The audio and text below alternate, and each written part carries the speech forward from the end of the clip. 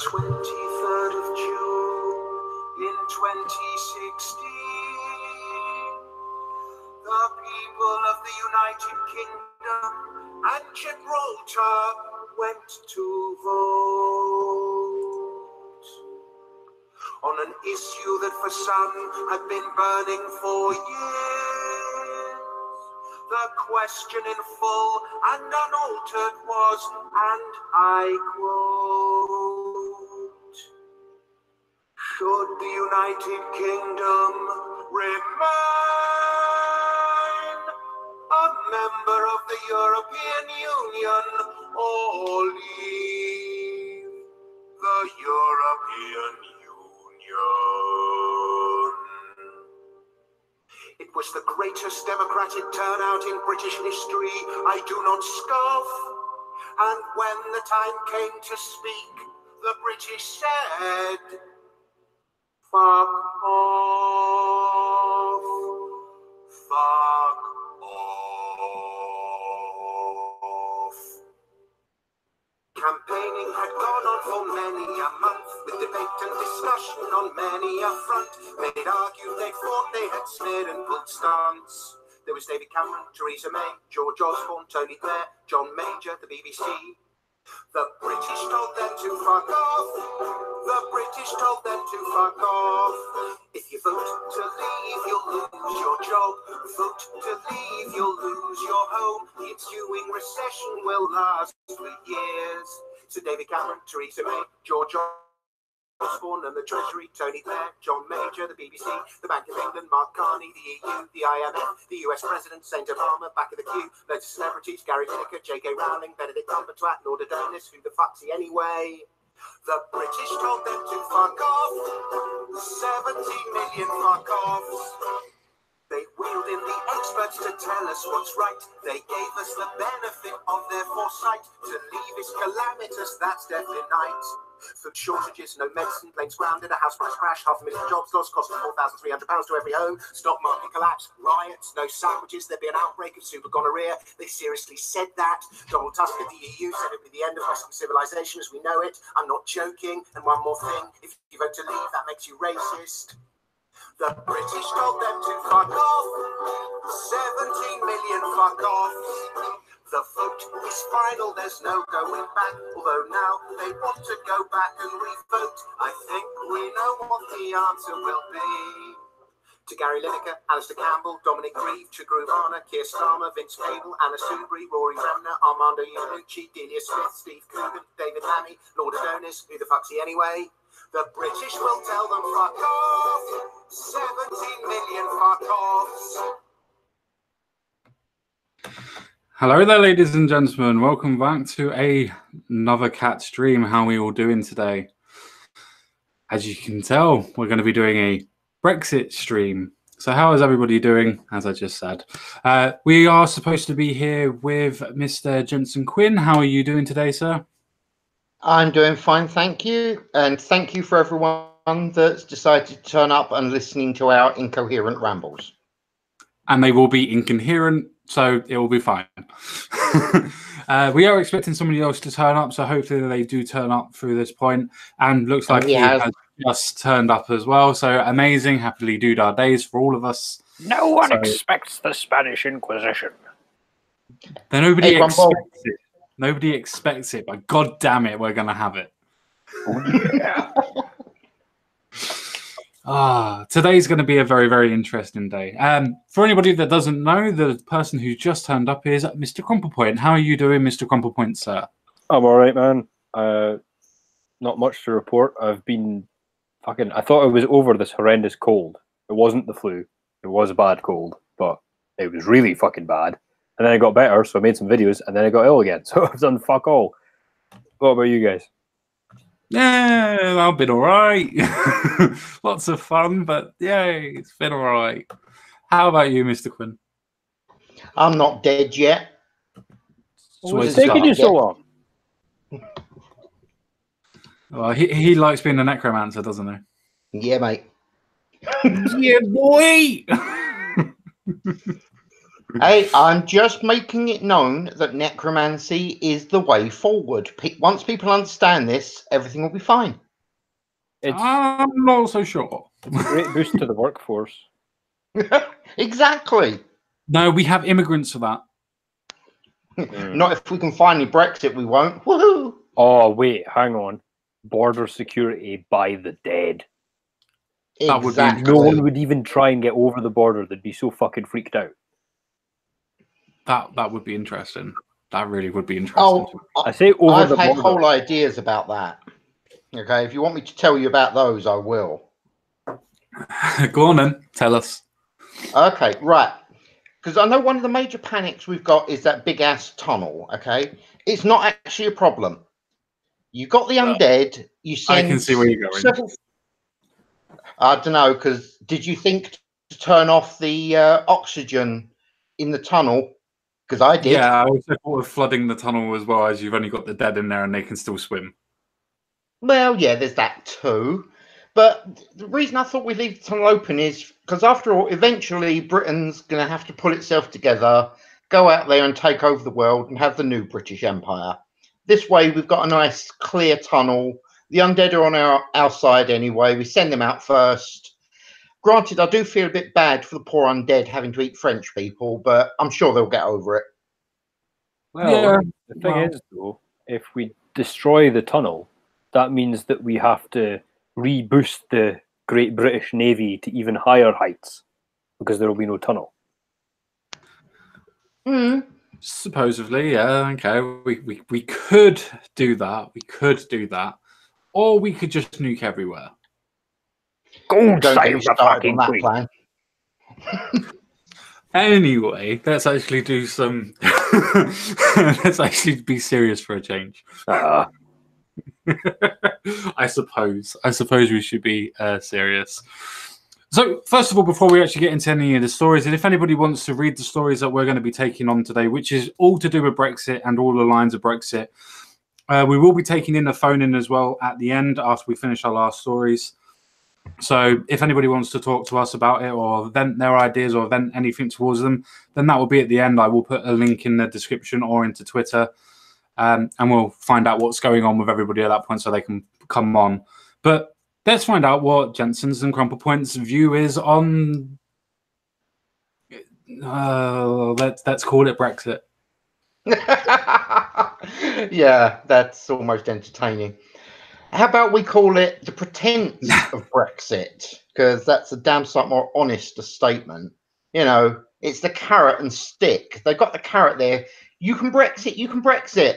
And then they whip our ass and say, no, we can't because we're obviously all bad guys or something. So I think it's xenophobic of them. You could actually go for jingoistic, in fact. Jingo! Sorry, Quinn, carry on. I didn't mean to derail you. No worries, mate, no worries. As I say, they've made it like as though this vote is actually going to make the slightest fucking difference out there.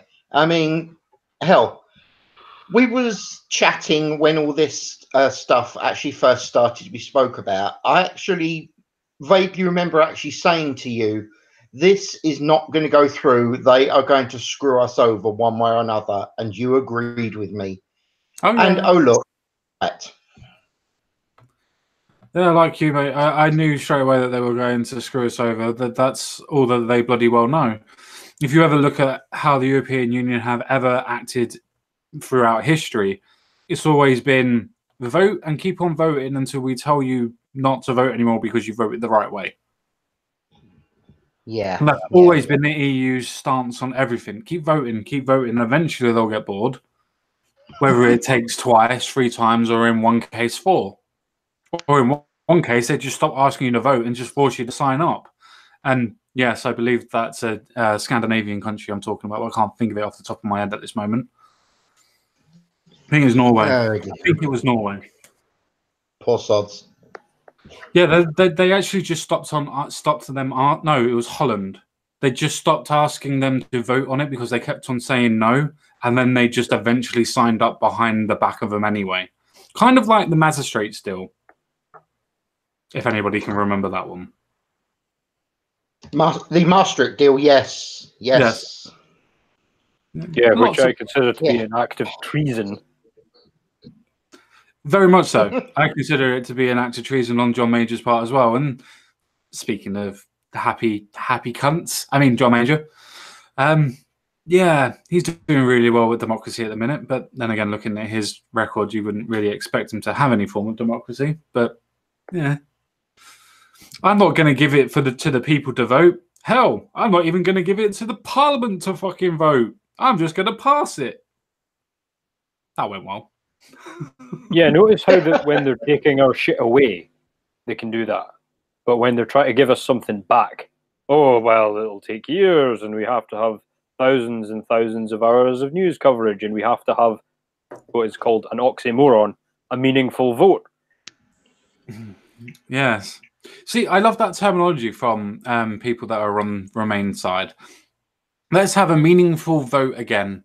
What, was the original vote not meaningful then? Why do we need to have a meaningful vote when we've already had one? Does that mean every time that we vote it's not meaningful, or is it just meaningful when you say that it's meaningful? Does the first one not count anymore? Was it a practice run? I mean, how meaningful? The ballot paper is going to say "this time with feeling" at the top. Sorry. I suppose so. I suppose so. You know the thing they always say though, like those who are ignorant of history are doomed to repeat it. Yes. And there should really be an addendum to that phrase of those who repeat that phrase aren't necessarily safe either, because just because they know the phrase doesn't mean they know history. There's also the thing that, like, if they say that phrase, but they leave out the important part, which is throughout history, how many people in a tyranny knew they were in a tyranny beforehand? None. Not a single fucking society knew that they were in a tyranny until they were well into it. You know, like lots of dead family members and shit like that. So the idea that it really pisses me off when people, like the general public, you know, whatever side they're on, looks at all this and just thinks, oh, this is fine. You know, like, it's like, no, your votes are being bounced off of, like, they're not going in. You know, the ballot box has an amazing force wall around it, and your votes aren't going in anymore, and your MPs are not listening to you, and this is very, very worrying. And people are being unpersoned left and right. The tech companies are effectively writing the elections beforehand, and it's like we're in a tyranny. And if anybody doesn't believe in what CompuPoint has just said, look in the way in which government is trying to destroy Brexit. So let's put it this way, and I've used this in a video that I recently just did yesterday, which was a ramble. It was a case of you've literally had the biggest democratic vote and process in history in the UK. They have then decided that what they're going to do, the MPs, is they're going to vote to decide to take away no deal from the negotiations. In other words, saying to the EU, we will take something, whatever it is, whether it's a good thing, a bad thing, or whatever, we are going to take this. And people are wondering why nobody wants to do the deal that Theresa May's got. Might have something to do with the fact that, I don't know, is it that the European Union have to unilaterally decide when to release us from our purgatory, from our servitude? Maybe that might have something to do with not going with Theresa May's deal. But I could be wrong. It could be the point of people actually wanting democracy. That might be it just a little bit as well. Something that keeps pissing me off at PMQs, and it really pissed me off this week, was I have no fondness for Theresa May at all, right? But I feel sorry for her to an extent. No. In this situation. Wait. No, in this situation, I used to, but I don't anymore. Carry on, sorry. I don't need to enumerate her faults because I've been shouting about them since she was Home Secretary before it was cool. So anybody who thinks I'm sticking up for her track record could go fuck themselves. But the thing is, fanboy, she got put into this situation where she had to deliver something she doesn't believe in. She's a Remainer, right? and she could have done a David Cameron and fucked off, or she could have done a Jeremy Corbyn and said, no, you know, I'm just gonna let it play, right? And just pause for a second. If anybody wants to know how juvenile Jeremy Corbyn is and how much he's not interested in doing anything to do with Brexit, wait to the full story, because you'll laugh and piss yourself. yeah, Please carry on. yeah, I'll need to restrain myself. Oh, anyway, I'll save it for that one. But he was in PMQs and he says, "Oh, she's just running the clock down," and I was like, "You cheeky cunt." She comes into the fucking parliament however many times a week on top of PMQs, going to Brussels to negotiate, which must be fucking embarrassing enough on its own, right? And meanwhile, also, we don't have a prime minister most of the time because of this pish, right? Yep. So she can only present the deal that they give to her. She can't say, oh, yeah, and they're going to agree to give us free money. And the EU can't just go, oh, well, May's said it, we'll have to do it now. That's not how shit works, right? So he's going, oh, she's just running the clock down. It's like, mate, you've refused no deal.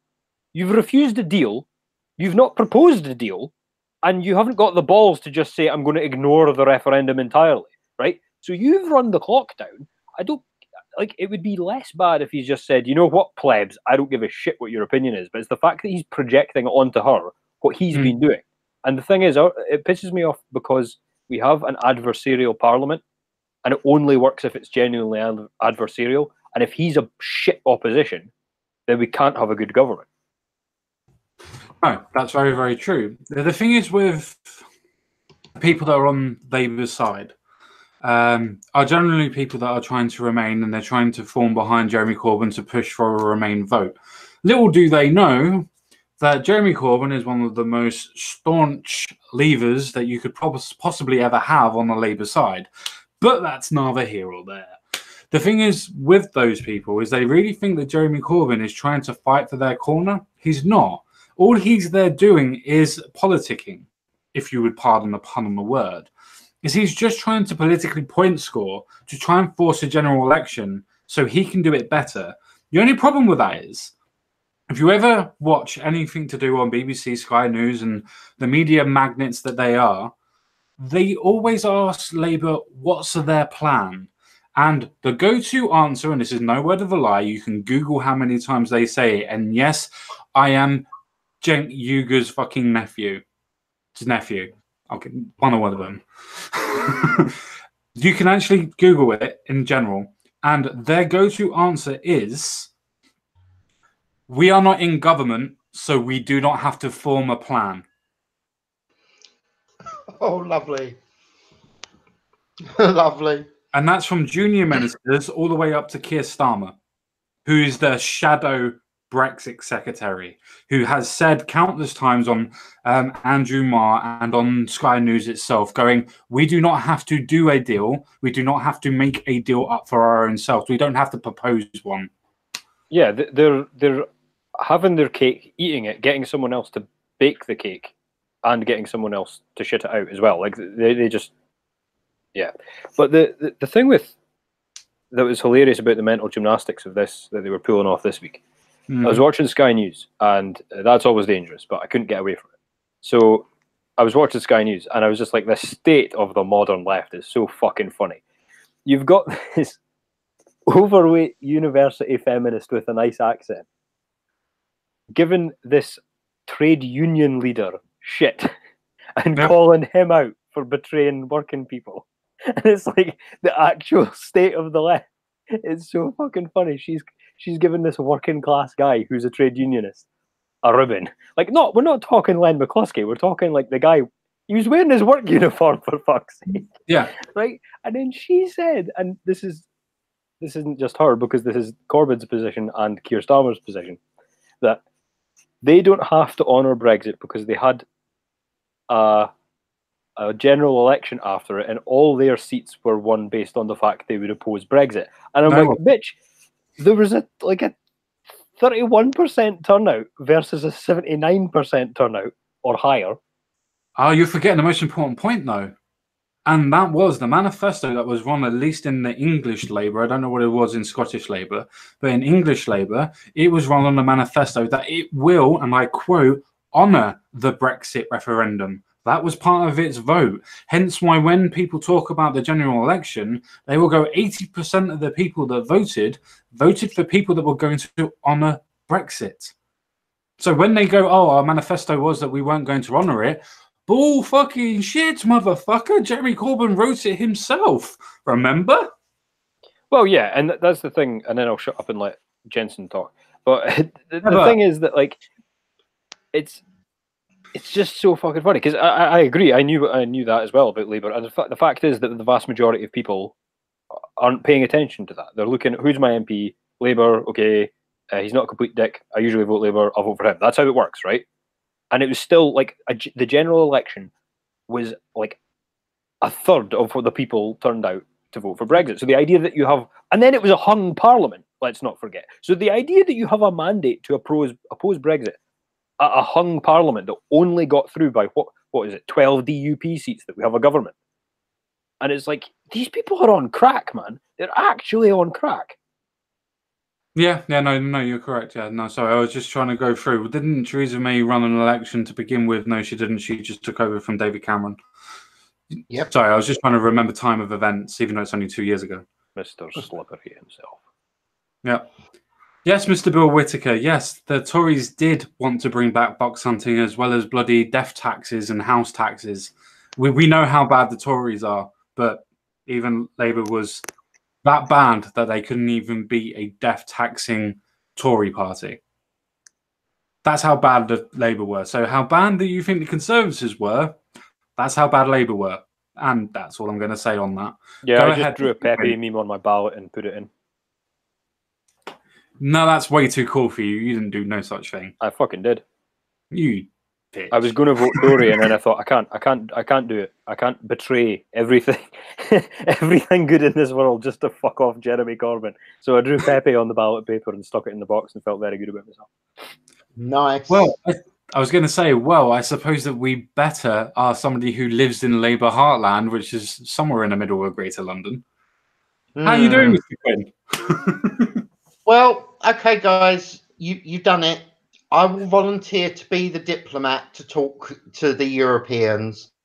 You just put the word out there. I'll happily go over there and I'll have this whole Brexit thing sorted out within 15 minutes. That is all it will take.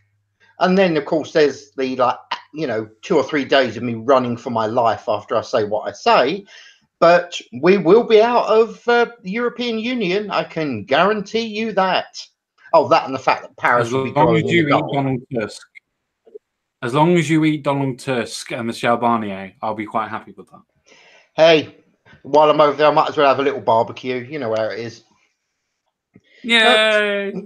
Being serious, I will happily volunteer to be the diplomat to go over there and discuss it with them. All it takes is for people to actually tell me, yep, Quinn, we need you to do it. I will have this sorted. Seriously, plane lands within half hour. Brexit will be done. No problems. Granted, we may well be at war, but hey, I've got a Brexit.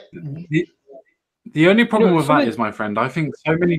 Hang on just a second. The only problem with that is I think that there is so many people, including Tony Blair and John Major and other former prime ministers, that have gone across and are literally talking to foreign diplomats behind the United Kingdom's back, including Jeremy Corbyn on this, telling other people and other diplomats to wait, be steadfast. We need more time to get a second vote. This is from our previous prime ministers telling Europe, we'll make sure we stay in there.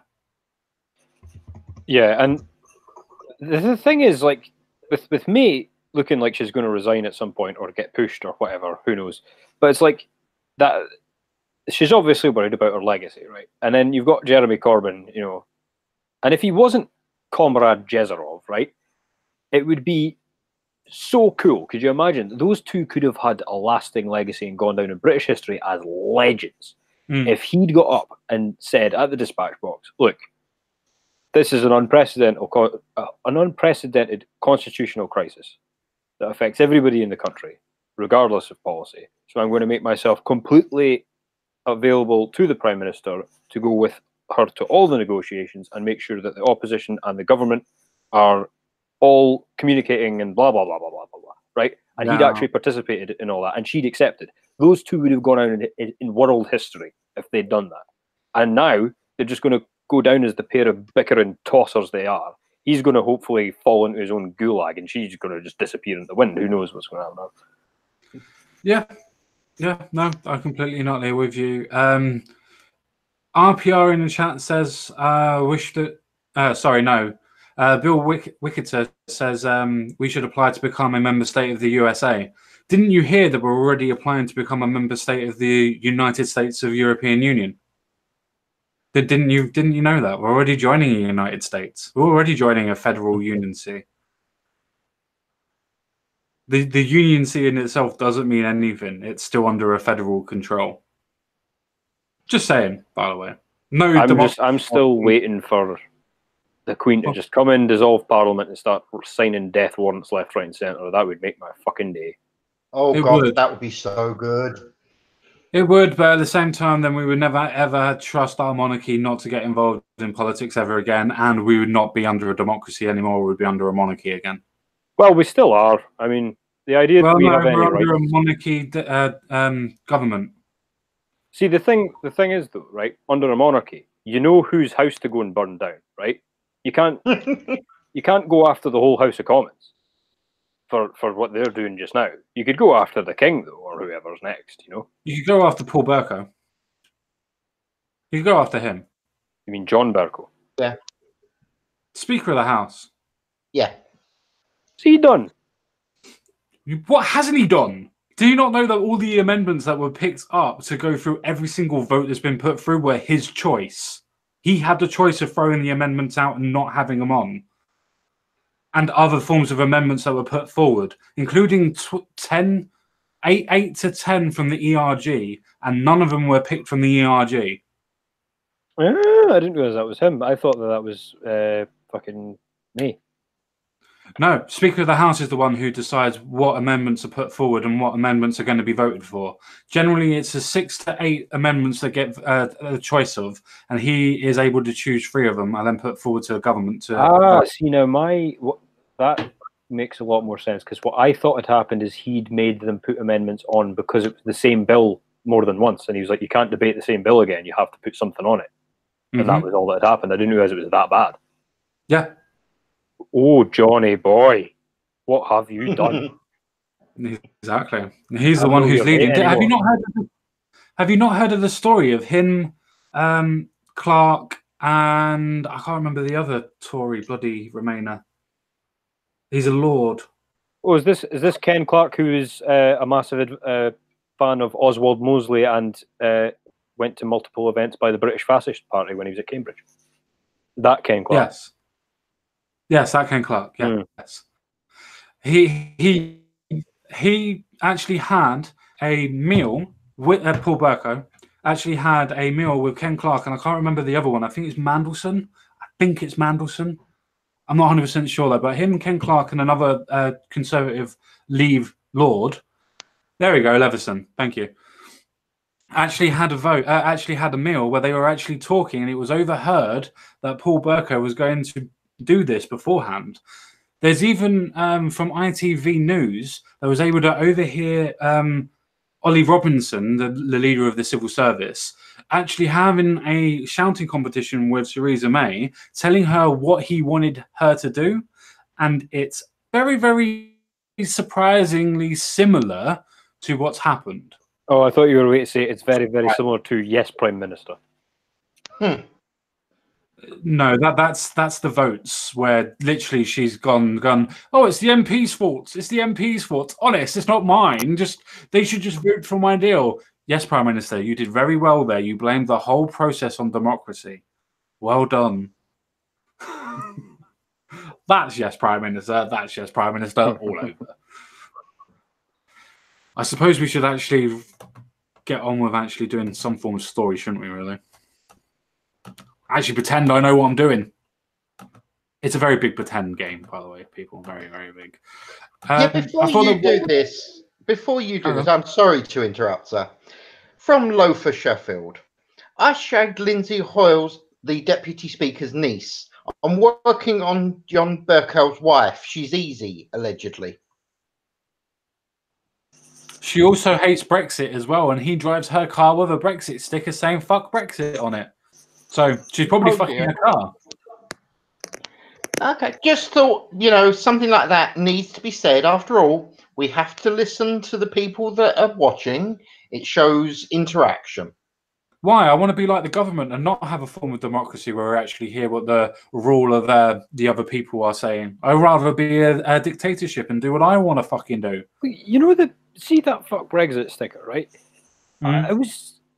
It just hit me the other day that, because you know how sometimes if you look at something for too long, you kind of stop seeing it, and that was what I was at, and it fucking hit me. I was like, see, if an alien landed today and was looking at the news, and you told them that Leave had won, they wouldn't believe you. They would think that Remain had obviously won. They're like, why? Like, if you look at the media coverage and what's acceptable in public discourse, and what gets printed, and what people are allowed to say in polite company, then they would just assume that Remain had won, the way people are going about things. Like, which is not good, by the way. If the majority are unable to speak, that is not good. I also put down this analogy for yesterday's video. For anybody who didn't watch it, you might want to watch it. I thought it was a very good analogy. If 52% of the population decided to vote to free the slaves back in the day, and you had 48% in the government deciding on what level of freedom that they were going to have, would you call that a democracy and would you fight against it? Or is it just because it's under the notion of the title of Brexit that you're opposed to it?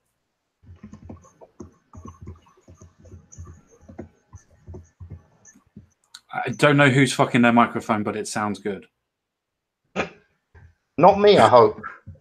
What do you mean you hope? Mine's built into my machine. If I'm screwing that, then something really weird's going on. It can't be any weirder than, I don't know, the EU set to offer Brexit delay into 2020 May if MPs approve deal. Not like this hasn't ever happened beforehand. Right, so key points. Here I'm hoping EU leaders will grant Brexit. Delay to the end of June, but Bloc wants shorter delay. Yes, the Bloc will not let it go past March. I believe March 26th or 27th they're pushing for at the minute. But I'm sure that will come at a later point. Theresa May vows to rule out a no-deal exit as she arrives for summit. But the Parliament decided that they weren't going to have no deal on the table. Does that mean that they're going to go against their own form of democracy as well as democracy from the people? Is there no stop to this hypocrisy? Find out next week on the Brexit Files. Anyway, back to real life. Oh wait, no, sorry, that is real life. Petition calling for Brexit to be cancelled tops 1 million signatures. As if that means anything. Well, it means it has to be talked about in the Houses of Parliament, doesn't it? Well, I hope that they talk about it the same way they talked about Dankulas, which is they say that it exists, say they're not going to talk about it, and put it away. Do you know how I wish that they end up talking about it? I hope that they end up talking about it the same way in which they talked about the TV licensing. Instead of them saying that it was a TV license, they then said, no, what we're going to do is we're going to reclassify it as a subversive taxation rather than it being a license. So let's hope that they just do that instead of trying to actually debate Brexit. But anyway, Downing Street denies PM's criticisms of MPs have put their safety at risk, which was the main thing that I wanted to talk about, which is why I've got this up, to be fair. Is that there was a story, which I can't find at this moment in time. I suppose if I Googled it very quickly, I could find it, but I can't be asked. So just stuck with this at this moment in time. Which there was a story of Theresa May basically standing up in the House of Commons and basically saying that it is the MP's fault that nobody is voting for her deal, that it is the MP's fault that Brexit is being scuppered. If you need to blame anybody, blame the MPs. Now, what I would want to quickly discuss, we don't have to spend too much time on it, is that forcing the blame onto other MPs, which we could quite easily say people like Anna Soubry and of her ilk, that all the attention would then be blown onto? Or is it a coward's way out? I have my opinion, but I will defer to my other two guests to decide what their opinions are first. Cowards. There you go. That was my opinion. Done. Cowards. Yay! Mr. Point. I'm not entirely sure I understand the question. Well, basically, instead of Theresa May going, well, it's my deal that's at fault because people won't fucking vote for it, because, you know, it's everybody else's fault that they won't vote for something. She's then turned the blame onto the MPs that won't vote for it. It's their fault that the deal's not gone through. It's their fault that she's going to have to extend Article 50. It's their fault that everything's... Oh, right. Yeah, no. I was saying this to somebody yesterday, that people might laugh about Donald Trump, right? But if Theresa May had her own Twitter account and a YouTube channel and just put up a video saying, yeah, these traitorous bastards aren't taking my deal, I can't get a different deal from the EU, they're a bunch of bastards, fuck them, I'll go back tomorrow and see what I can do, the British public would fucking love that right now. And yeah, no, I blame the MPs. The whole house is rotten, the whole institution is rotten, everybody sitting there is rotten, so yeah, I blame them. It's not, the deal's horrendous though. The deal is horrendous, there's no two ways about it, but you've got the European mafia giving her a deal she knows is worse than the status quo. She has to go back with that because she can only go back with a shit deal because the MPs aren't behind her, and they're not behind the country at all. And if she was able to go to the EU and say, look, you don't give me a sweet deal, they're all ready to vote no deal next week, and then we'll just leave. If she'd been able to do that, we would have had a fucking cushy deal. But they're all traitors. And so yeah, she should have done as you said, or done it as you phrased it, and said, no, it's the MPs, nothing wrong with the deal. But yeah, she can't. She was never in a position to do so. Yeah, that's fair enough.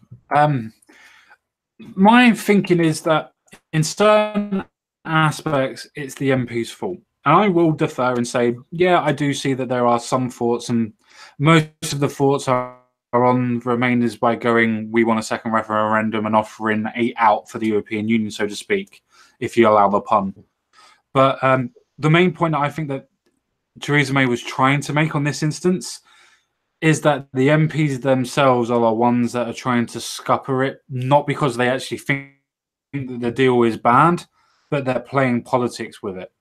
Because let's be honest, if you're a Remainer and you look at Theresa May's deal, yeah, it's not great because you're not in a customs union, you're not in a form of single market.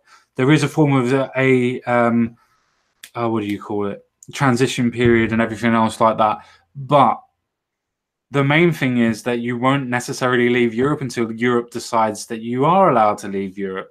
Now, if you're a Remainer, would that not, I don't know, appeal to your sensibilities of not leaving and saying that you've won up the Prime Minister and proving her wrong and so on and so forth?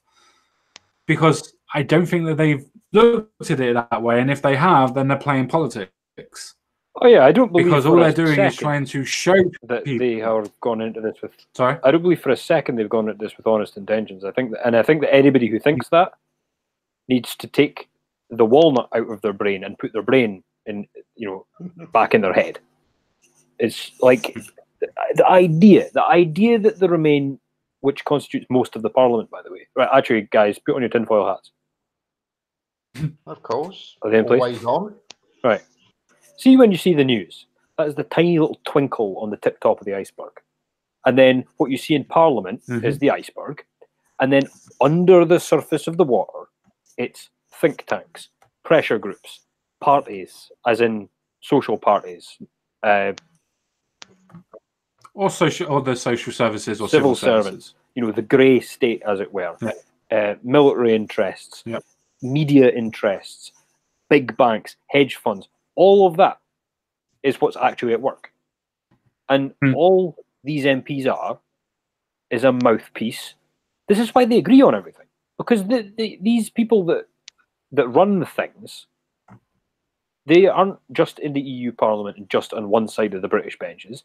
They get these MPs when they're running, or standing, sorry.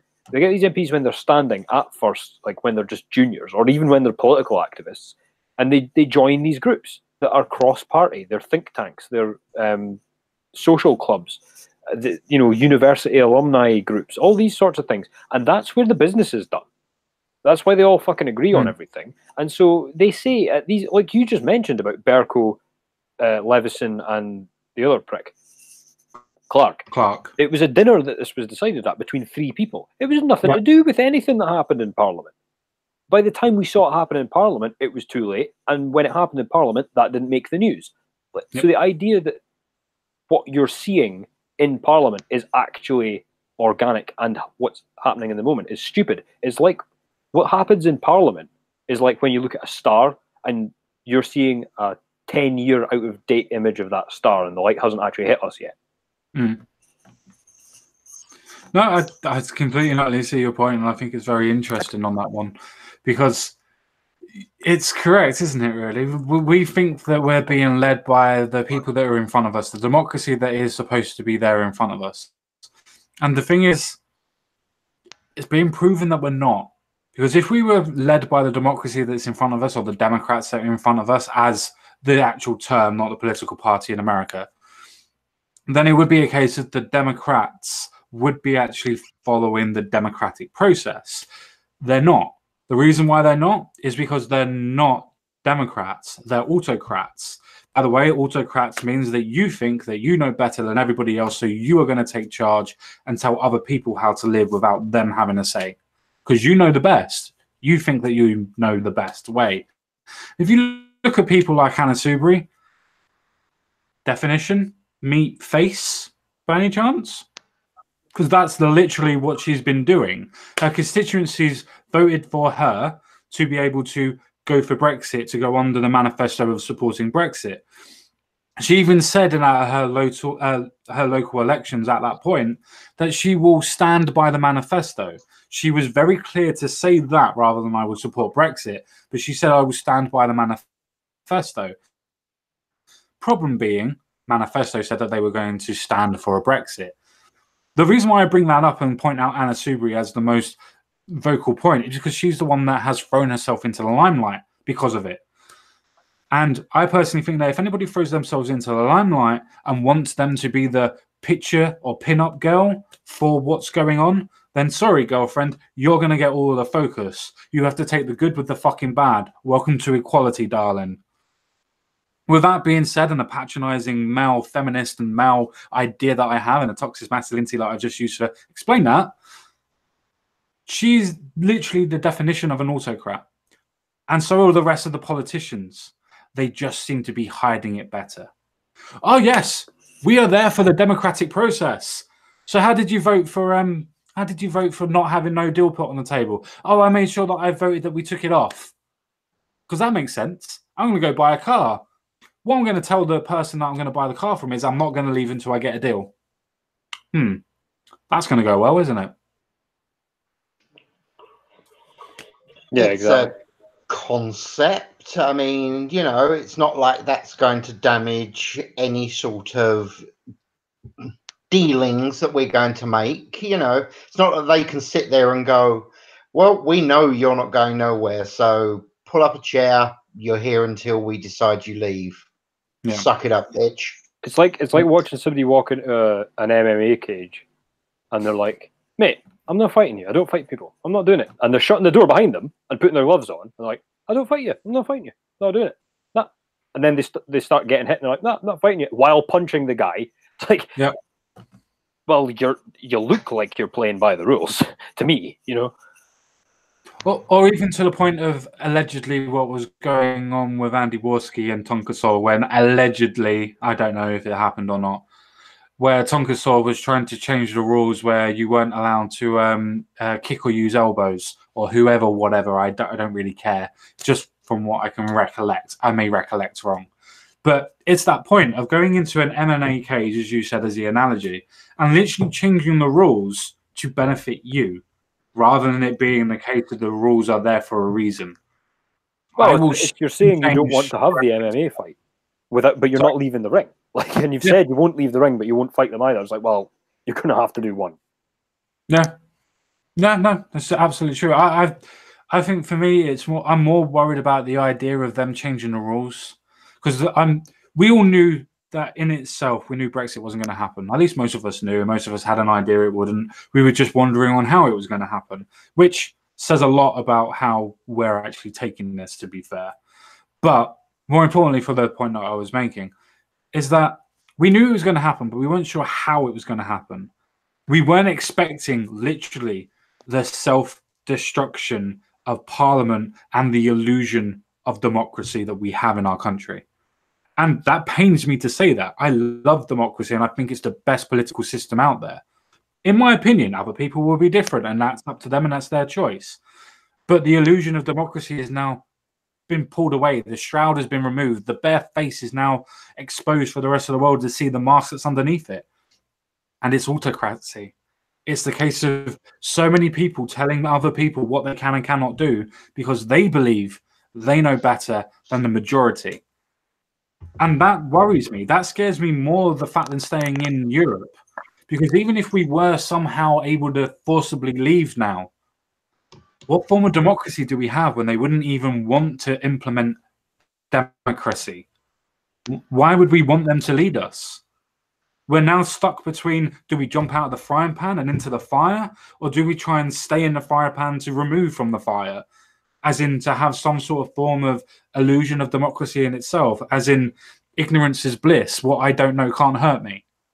Because that feels sometimes more comforting than what we have now, which is bare-faced people going against the democratic rule. And that worries me more than Brexit or the European Union ever would.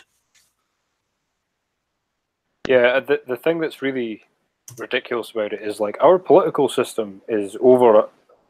It's like we're talking 1,000 years old. Our political system, 1,000 years. We've been picking away at it and maintaining it and having people, bloodied and chopped into bits and all that shit, right? And we've finally kind of got it working. And then the bloody Germans come over, and they've.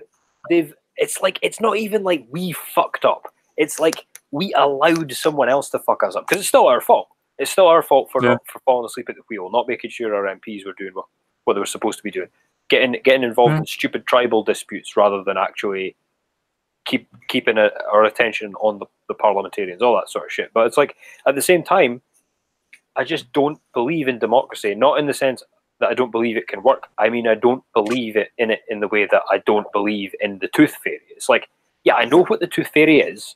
Conceivably, it could be a thing, but I'm saying it just doesn't exist. Because what people are seeing is they think, all right, we have the House of Commons and the Queen and blah, blah, blah, blah, right? And it's like looking at a university, okay? So you think that the university is divided up into the classes, the colleges, and the faculties.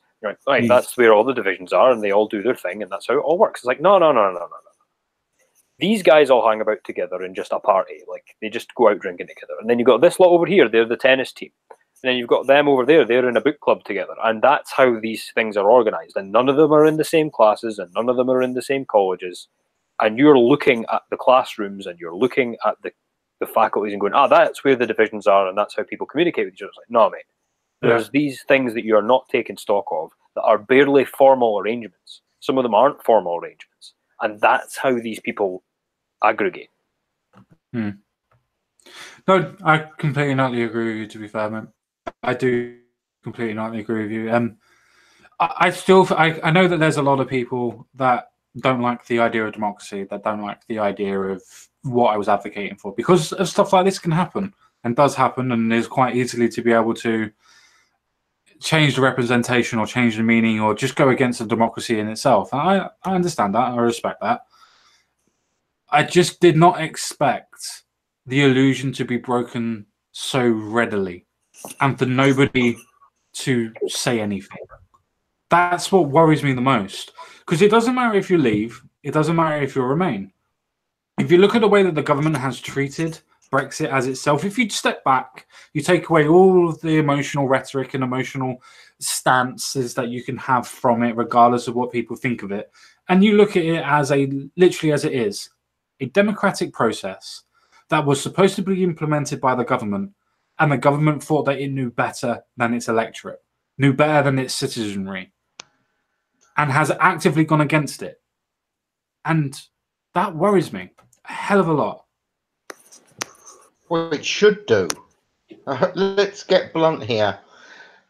The whole point of politicians were they were originally meant to be servants of the people.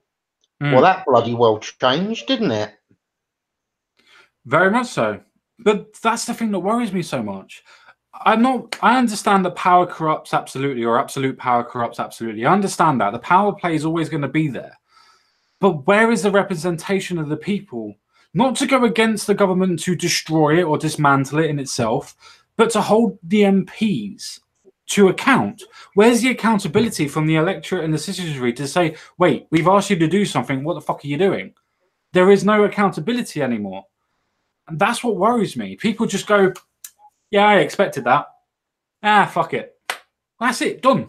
Nobody else would talk about it again afterwards. That's what worries me more than anything. I don't care about the EU and everything else of that. I know how bad they are. But the illusion that I had was that our government was nowhere near as bad as the European Union. Now it's proving that they might even be worse.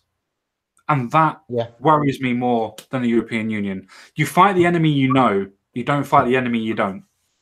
Well, this is what Farage's thing back... Because I've been badgering people about Brexit since, like, 2009 would be the first time I came across Farage, I think. And I was fairly convinced that he was right on the money, because I was already pretty fucked off with the whole Scottish independence thing and the fact that nothing was getting done in this country because everybody was talking about independence. And it's still really, that is still the case. And then Farage was saying, look, the reason that this is all happening is because Britain's being run from Brussels. So there's no point, and people know that there's no point in holding the MPs to account, because they can hold them to account all they like and nothing will change. So we need out of the EU so that we can hold the MPs to account. And that makes perfect sense. But the thing is that everything is so insulated, as you say, from us. And we're so domesticated. Like, I remember there was this fucking great episode of Sherlock, I think it was His Last Vow, where the this guy, he's like a sort of Rupert Murdoch type, he's this global media empire dude. His name was Magnuson.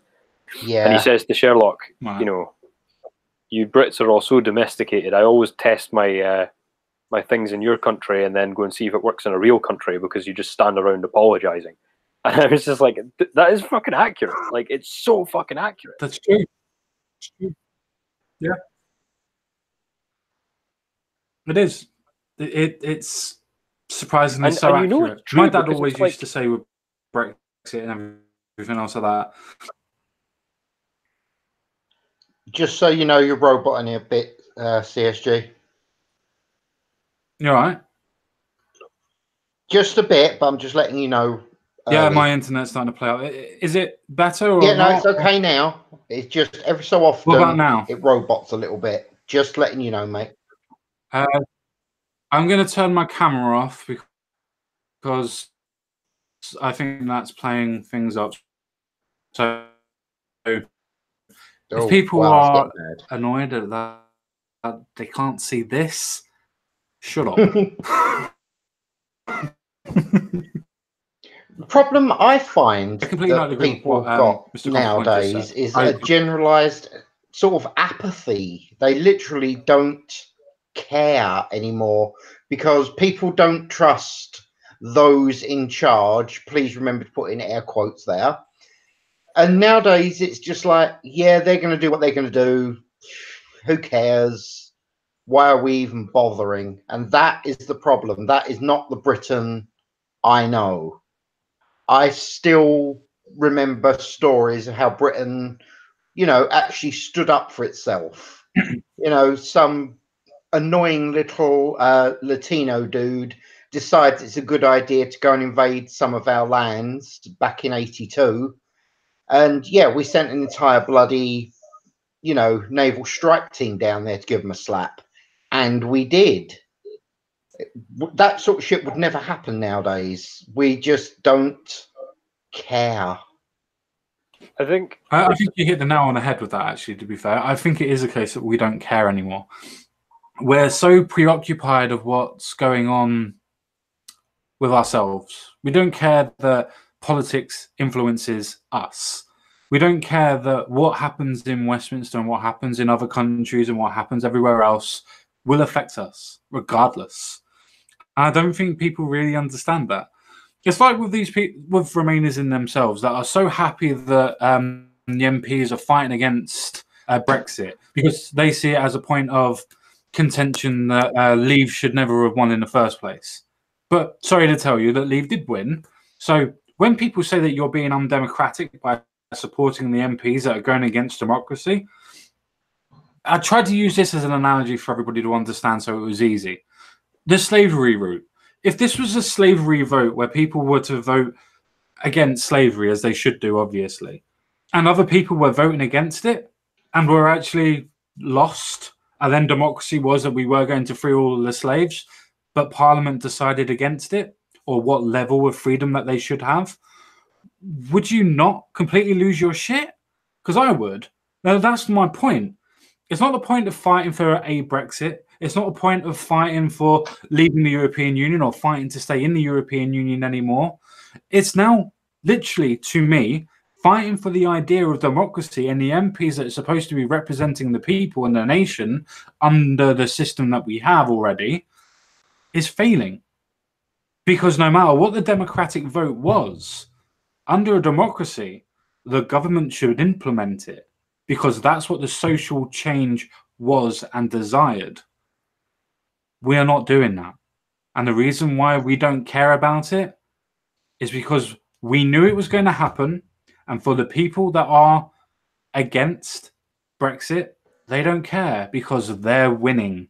We're so polarized in our ideas of right, wrong, right, left, and racist, non-racist, Nazi, non-Nazi. We're so polarized into our tribes now, so to speak, that we don't care about democracy. It doesn't matter anymore. It matters more about getting the one-upmanship. I was right, you were wrong. The government did what I wanted to do. Doesn't matter what the government does if you want it to happen. It matters what the whole social fabric decided it to do. That's the reason why democracy is supposed to fucking work. But it doesn't when the government won't implement it. Well, the thing that I would say is that, like, why has that happened? Because it has obviously happened. And I don't think that people are just automatically switching to apathy. I think what's happened is the government is everything. The government is everywhere. You can't do anything without the government controlling it in some way or another, right?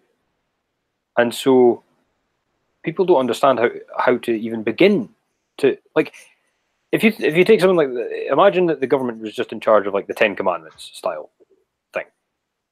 That would be enough for people to keep their eye on. But the government is in charge of everything, right? And then the second thing is that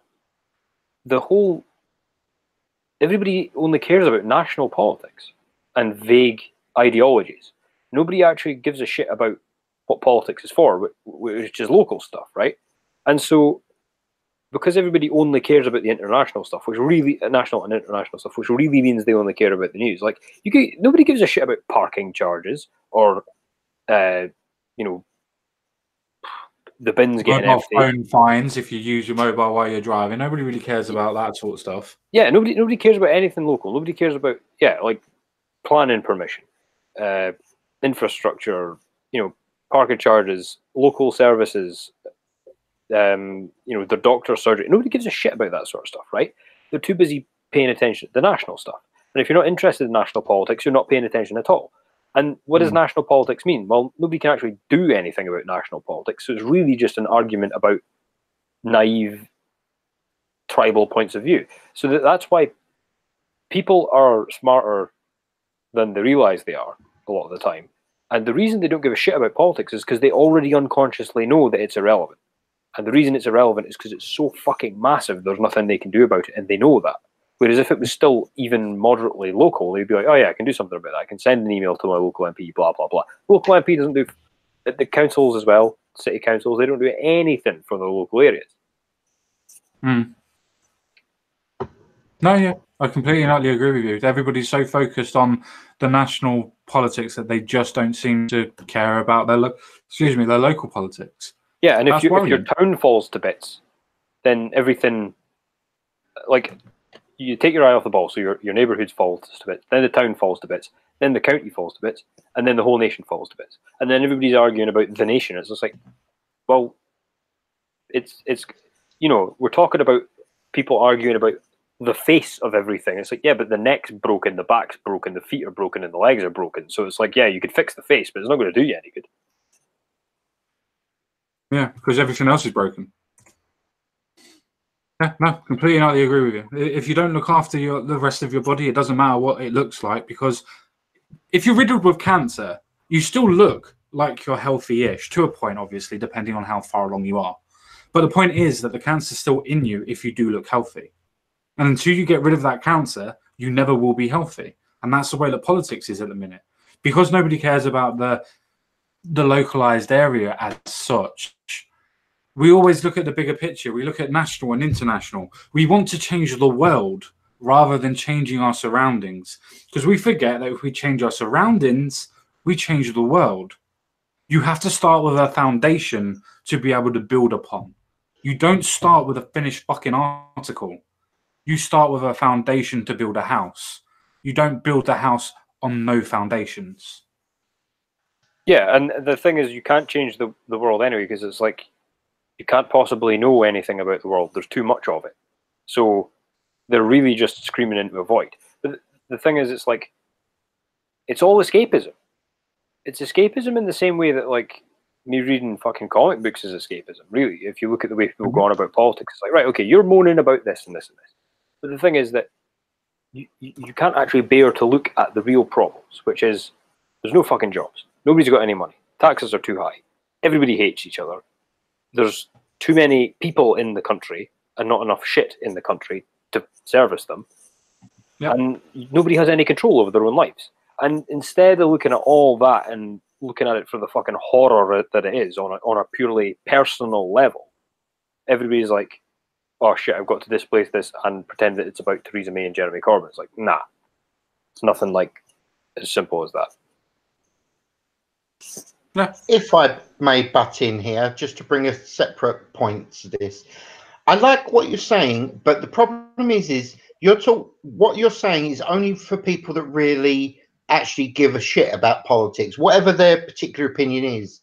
The problem is whether it be the government, the media, or what, I'm not necessarily certain on. But basically, they have actually got us back to the Romanesque idea of bread and circuses. They keep us entertained, they provide us just enough food to keep going, and they expect us to shut the fuck up and do what we're told. And that's the problem. Yeah, no, I completely agree. That was exactly my point. But I just go a bit. I even go further than that. Like, my issue is that the actual parliament itself is part of the bread and circuses now. Yeah, I think that both of you make exceptionally good points, and I think they're basically the same. I would say that Jenson's is more to the point, but you both basically said exactly the same thing. That the illusion of what's put in front of us is there just to keep us happy and under the illusion of we are in control, when in actual fact we're not. Yeah. Yeah, and people are completely atomized now as well. Like, even like people who aren't interested in politics are still disgruntled and unhappy, and like they're really not sure why. And it's just like, well, it's because your place of work is owned by some multinational that's not fucking based here. The local government don't live in the town. It's like everything around them. Everybody's in their little cubicles, like, so you're living in a city with people who actually have no communication with each other at all. Yeah. And that's why it's impossible for people to organize locally. So unless you're a mob, like, if you're part of the orthodoxy, then you have your permission and you're allowed to organize. But, like, reasonably speaking, nobody can actually do anything local these days because it's all tied together, and people won't look at themselves first or their immediate area first. Because this is the thing, I stopped watching the news and started paying attention to more local stuff, although I realized I could do fuck all about the local stuff as well, to be honest, and just focus on personal shit. No, I completely and utterly agree with both of you, unfortunately. That's the reason why I wanted to get into local politics, because you don't go into national politics straight away. You need to know how to be able to look after your own area before you can do anything else like that. And that's what worries me. People want a quick fix. And that really is what worries me a lot. That we're so used to getting what we want at the end of our fingers, at the end of the tips of our fingers, and just reaching for something and going, right, well, I got it. We naturally think that everything's easy. We naturally think that, oh, well, what I'll do is I'll sort it out. It's like the same thing with communism. They all did it wrong, but I'll do it right. And I think that's the same thing with any sort of person that wants to do with national politics but doesn't talk about their local politics. Now, I have talked about my local politics, and I have been wanting to go into my local politics, and I'm sure other people have done and pay attention to theirs as well. But I do find it very interesting that we naturally think that we ourselves as one individual is enough to be able to change the world or change anything. The only way that one individual changes the world is not by themselves, it's by convincing the rest of the people to go along with them.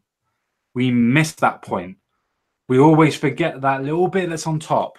We forget that it's the extra that we need to do. It's the convincing of others that's important.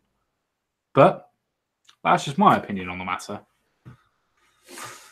What about I completely agree. And I think that people, they always look away. That went well. Or am I not? Am I coming through loud and clear? Or yeah, I can hear you fine. I can hear you, though every so often you do cut out. Is he gone again? I guess so. Oh dear. Well, I can hear you, so we can carry on. Yeah, I was about to say something and I forgot what it was. It's simple. Everything's gone to shit. People need to deal with it. Come on, people, open your goddamn eyes and accept that the world is not this wonderful little place you like to pretend it is. Yes. Media has got you completely blanked and covered. And, okay, to use the more accurate term, obfuscated. You have been lied to, and you now accept this as reality. This is not reality, people. Reality is not actually working. If people don't actually get their thumbs out their proverbial asses and actually, make the government actually listen to the people. As I said earlier, they are meant to be servants of the people. Are they servants? Are they bollocks? All yours, mate. No, I completely agree. There's no service in them. I don't think they believe in anything. I don't think there's any cause or school of thought or anything that they actually believe in, and so they'll do anything for the short term gain.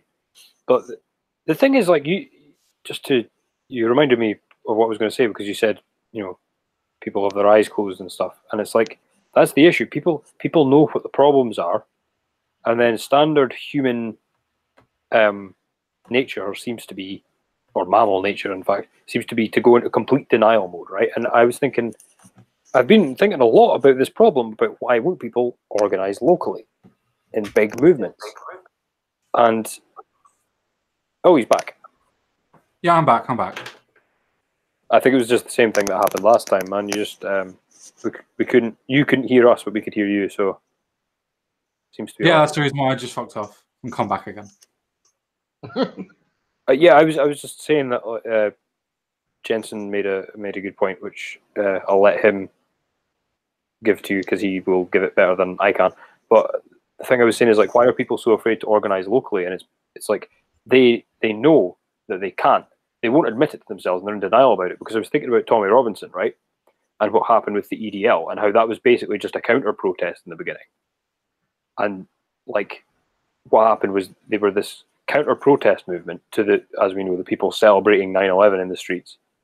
So they had a counter movement, and then that counter movement was locked down, and then it just escalated because they refused to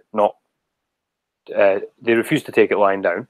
So things just kept escalating and escalating. And then you fast forward a few years, look at the state of him. He's been like actually unpersoned, and people know that'll happen, so they just don't bother starting. Yeah. Which just shows fear, actually. It shows that we are a society controlled by fear. Now, the problem is I'm not... Sorry, let me reword that. The point is, I'm not trying to say it's the government that are necessarily controlling us by fear, but somebody is. And unfortunately, people are actually too scared to try to identify who it is anymore, just in case they get unpersoned.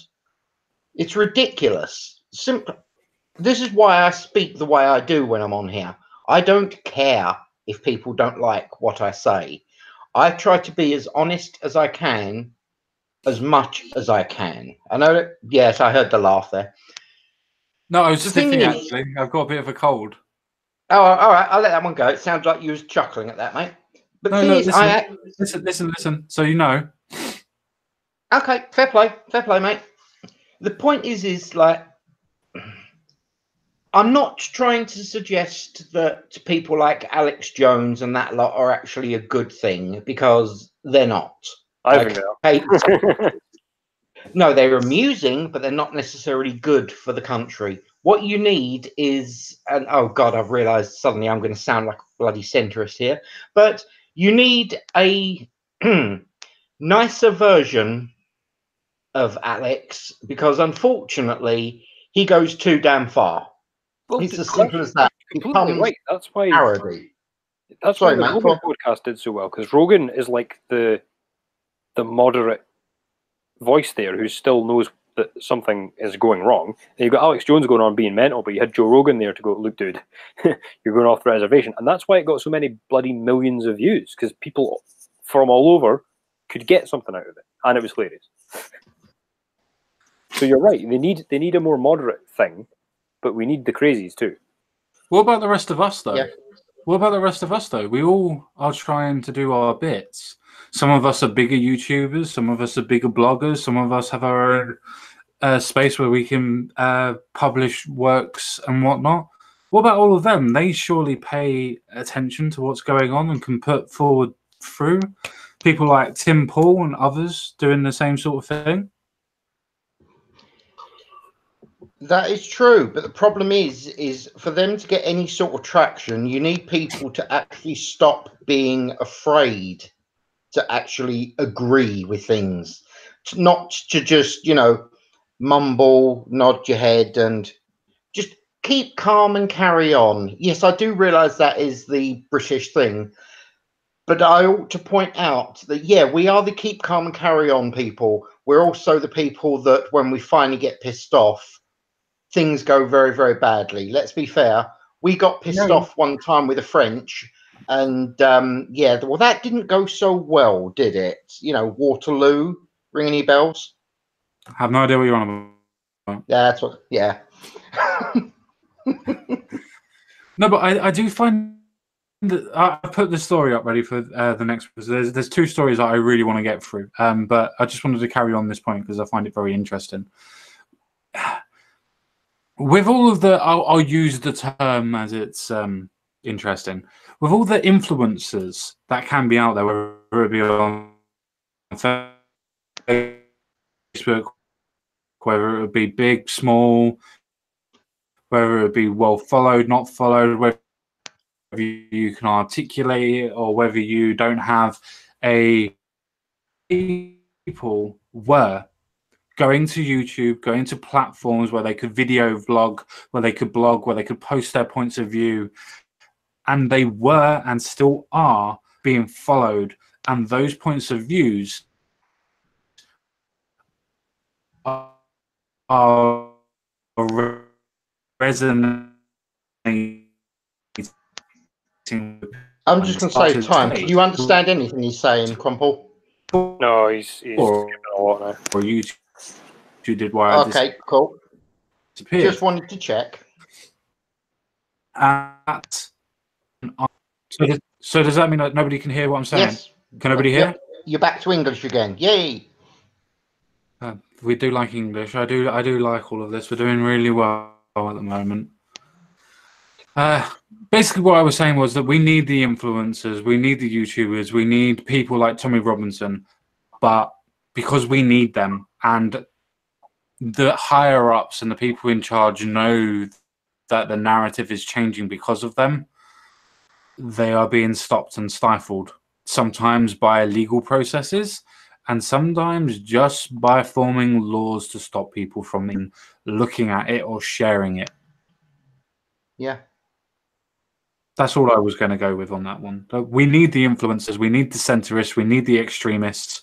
By that, I mean people like Alex Jones, people that are political extremists, the extroverts, not terrorists. Agreed.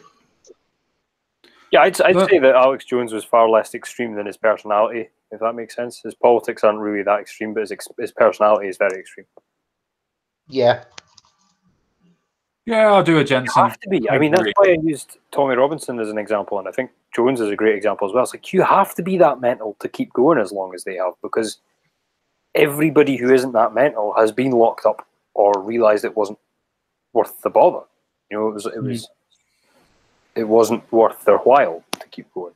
And it's like I think one of the reasons I liked the Dark Knight Returns comic so much is like at the point where Bruce Wayne comes out of retirement, he says about how the whole city is hiding from itself. Yeah. And it's like, that's what the country is. Like, you go out in public and the whole country is just hiding. I mean, they're walking past you in the street. They're outside, but they're still hiding. Like, everybody's terrified of everything. And it's, considering how safe this country is, it's bizarre that that's the case. But I think that, personally, if you look at, particularly up here, it's like, if you disagree with the government, your personal safety is at risk. And people know that. And then so what they say is, oh, I'm not interested in politics, I don't pay attention to that shit. It's like, no, you just aren't prepared for the shock of admitting openly that we live in a dictatorship. Yeah, no, I completely not agree.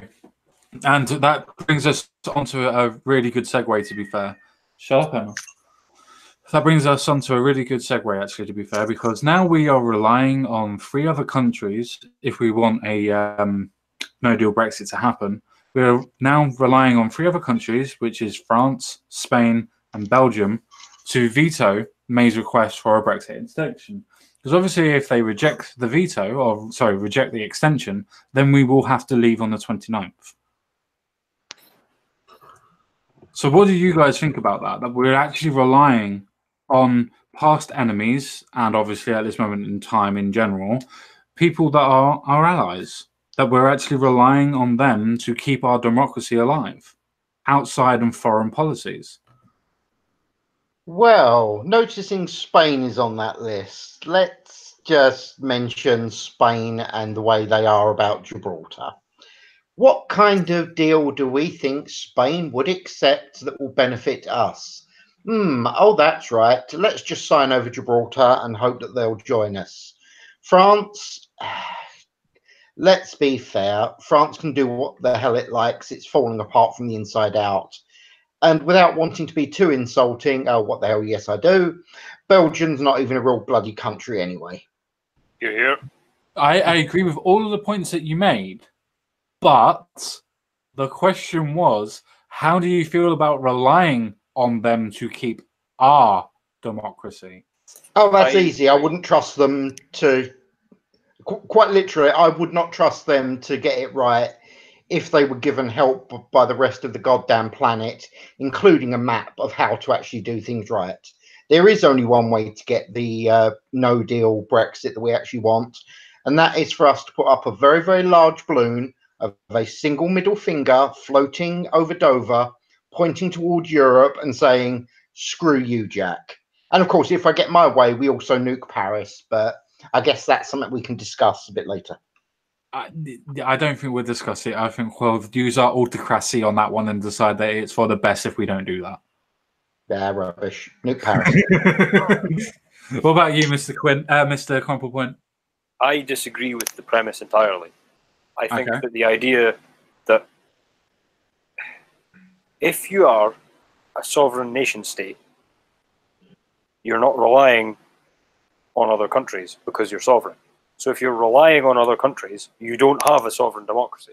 So the whole premise is wrapped up in this series of like just wrong ideas. I do see where you're coming from, though the point that I was trying to make was that us as a country have voted to leave, for instance, as we have done.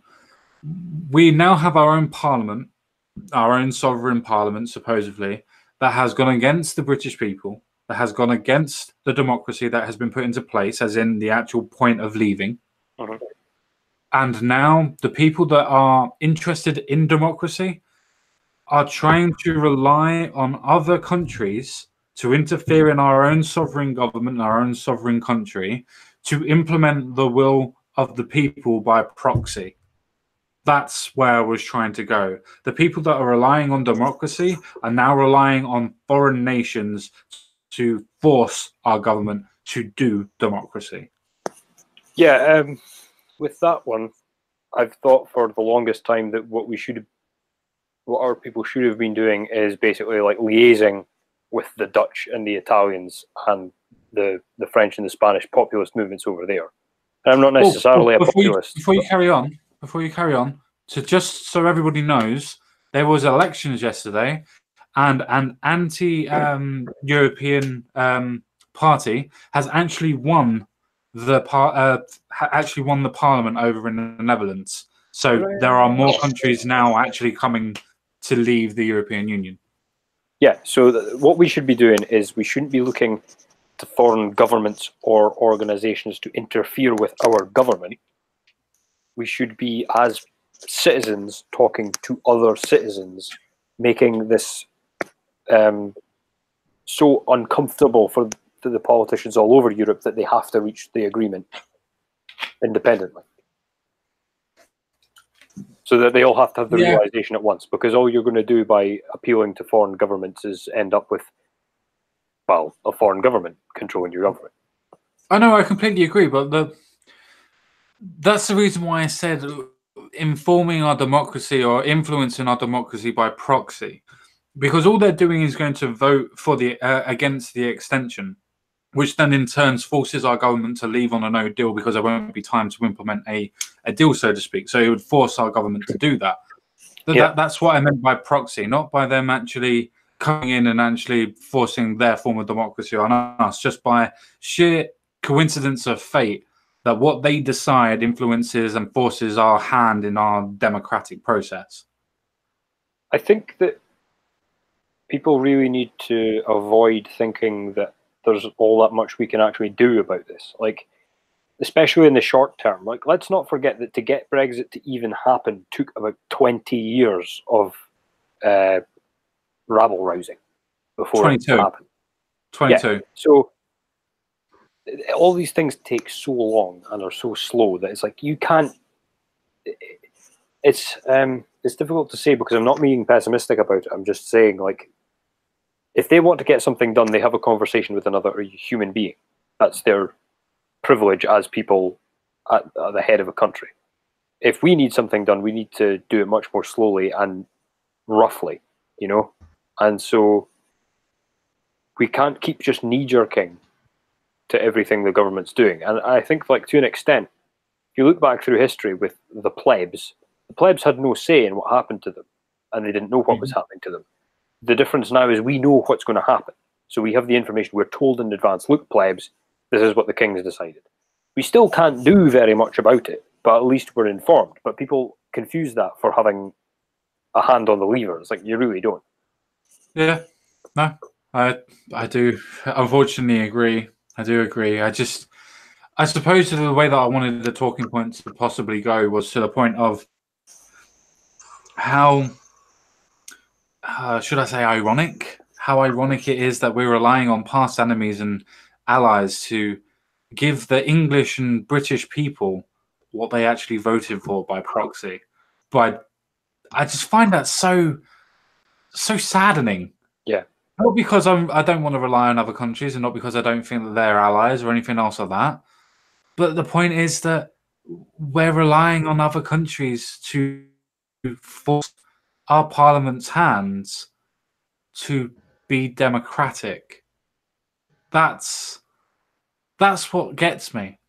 That literally, I'm so excited that these three countries have actually come out and said that they are going to vote against the extension. I don't give a fuck what reasons that they are voting for it either.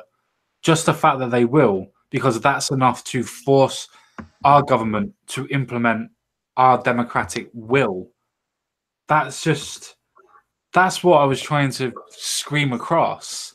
Wasn't the fact of it relies on other sovereign nations, because obviously it does, but was the fact that it's to the point where our democracy is so fucked that we're relying on other countries to forcibly intervene by proxy, by saying that they're going to vote and force Britain to leave with a no deal, to actually implement the will of the people, even though they're not even part of it. Their own self-interest is what governing themselves, and is forcing our democracy to be democratic.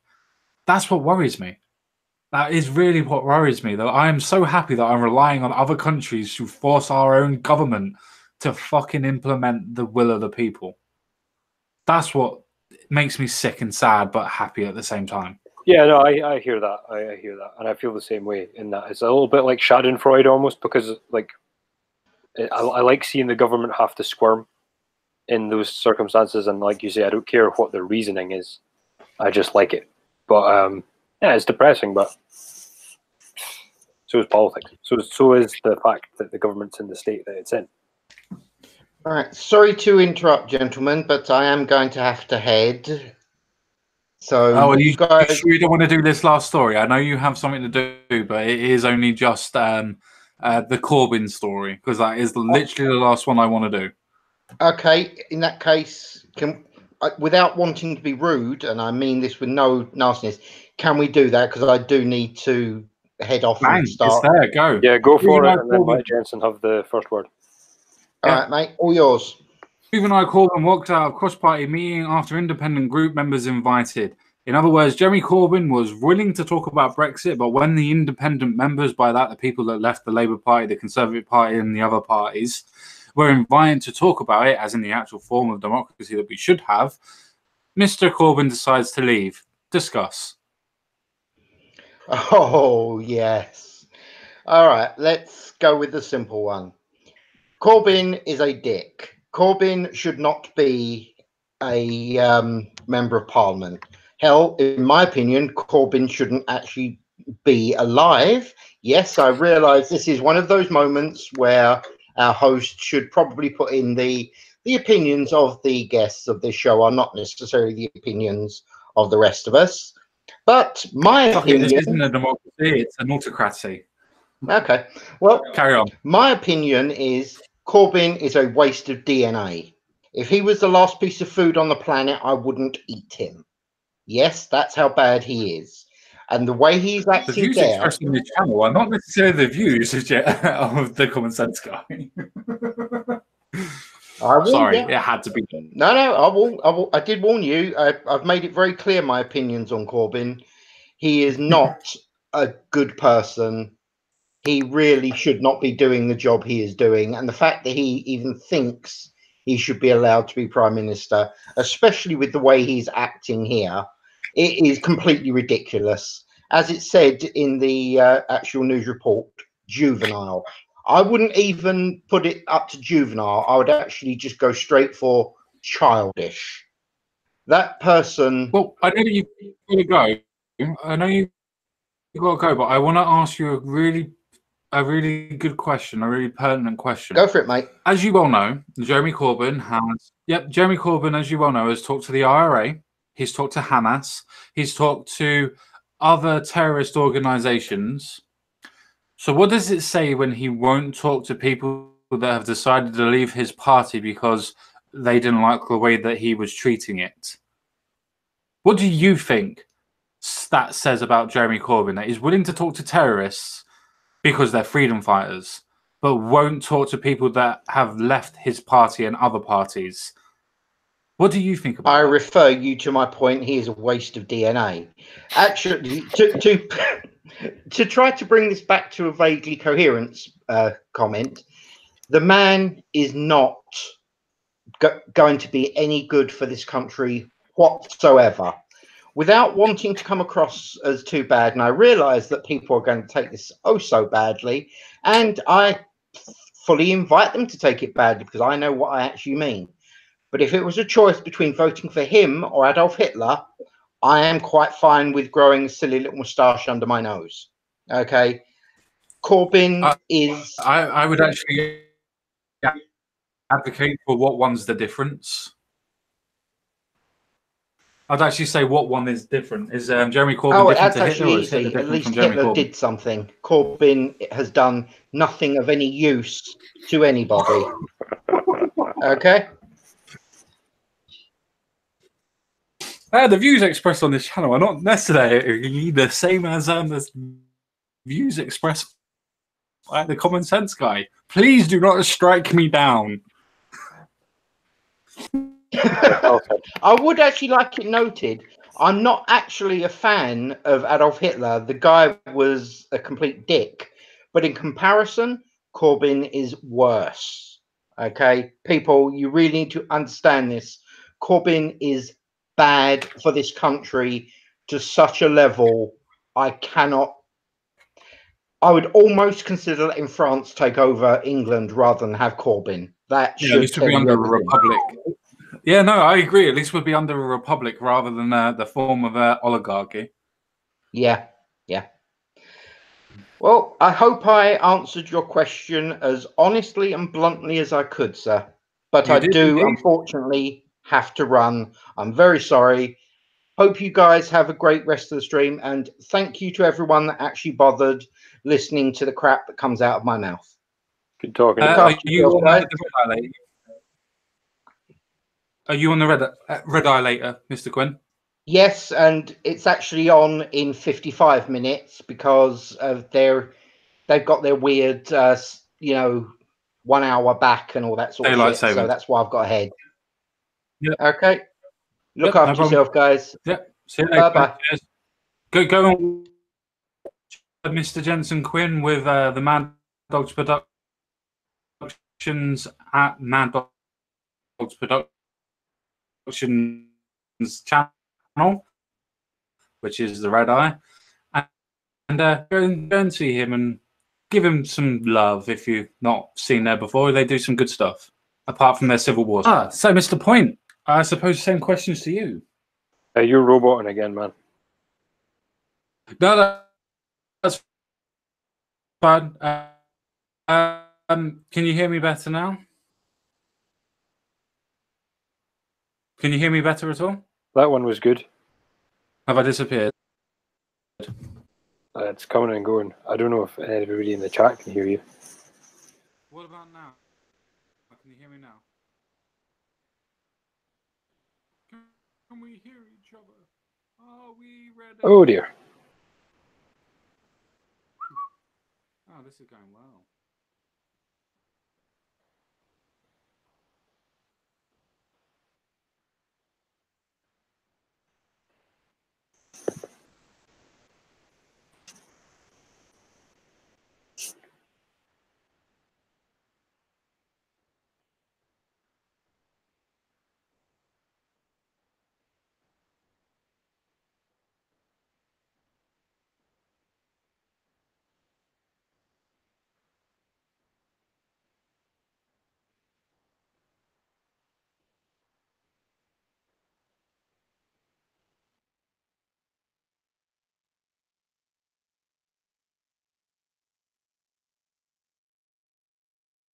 Right.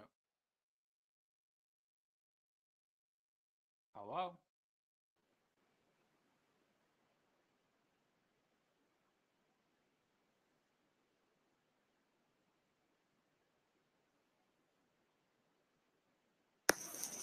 Hello, I came out and back in again. Yeah, that's the same as me, but I don't. Oh, think dude, you're can hear so me. quiet. Am I really quiet? So you can Yeah, hear me then? like I'm having to poke the earbud into my ear to hear you. Hang on just a second. We are having problems. Though, if you can hear me, would you like to answer the same questions as Jenson Quinn did? Okay. Yeah, I thought it was quite funny about the Corbyn thing, just because, firstly, Mean Girls is exactly what jumped into my head as well. And then secondly, just as Common Sense Guy was saying, the second thing that popped into my head was, you know, you'll meet Hamas and Hezbollah and the IRA, but you won't talk to somebody he used to work with. Like, but I think the whole thing is just an excuse. I don't think that it really was to do with Duke Amuna. I think that, remember at the start of the stream I said about him being the one running the clock down, and I think he needed an excuse not to be in that room, but he didn't have a good excuse not to attend, because then he would be putting himself, well, he always is, but he would be visibly putting himself before the country. And so he had to go to the meeting, and he knew that if the independent group people were there, he could leave and have an excuse. Now, I think he overplayed his hand, but the thing is, he only listens to his core base. So long as the Trotskyists that support him are happy, he thinks the nation is happy. So that's my opinion.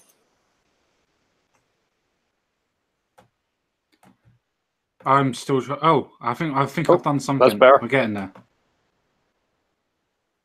Yay! I'm doing something. Things are happening. Oh, I kind of agree. I think it's the case that with Jeremy Corbyn, I really do find the whole thing with him as a complete and utter clusterfuck.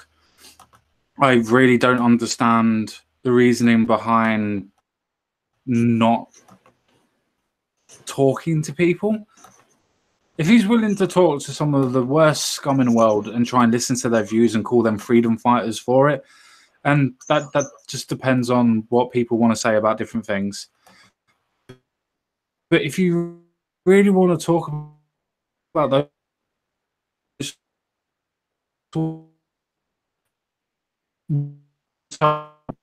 not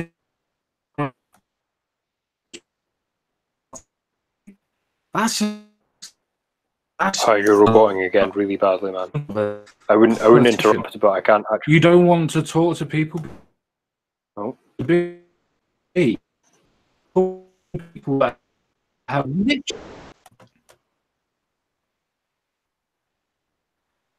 what about now? Is that any better, or what about now? I can hear like every fifth word. Damn it. I wouldn't interrupt you, man. I'm but gonna I can't hear it at all, or otherwise I would have let people kind of fill in the blanks themselves. But I'm not getting anything. That's fine. I'm going to send you a message. Would you be able to read it out? Read it out. Oh yeah, heard that part.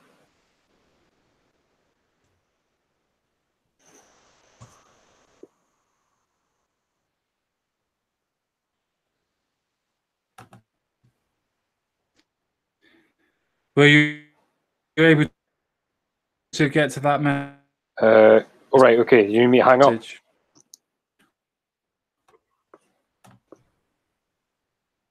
Oh, as in, can you close the stream? Do you mean like close the show, or do you mean hang up? Yep.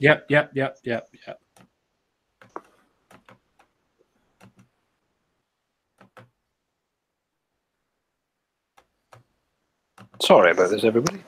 Poor old Common Sense Guy and his clattery old computer. It's not his fault. All right, okay. I'm afraid, everybody, that I'm going to have to close the show, which is a shame because it was going places. So, just a quick thank you to everybody here. Thank you to Common Sense Guy for having me on. Great talking to Jenson as always. Cheers to everybody in the chat for keeping it lively as always. And yeah, remember and sub to Common Sense Guy. I'm assuming you're subbed if you're here. And share his work around. It's all good stuff. If you can be bothered, please subscribe to my channel also. I should have content up again soon. And I'm not sure when Mr. Common Sense will be back. But I'm sure he will be back. And sorry for the technical difficulties, guys. Common Sense Guy does have some problems with his laptop CPU, so if you check out the PayPal links and stuff like that, send him a couple of quid, help him get his laptop up and running again, and hopefully this will be this has been entertaining for you, and I'll see you guys later. Bye.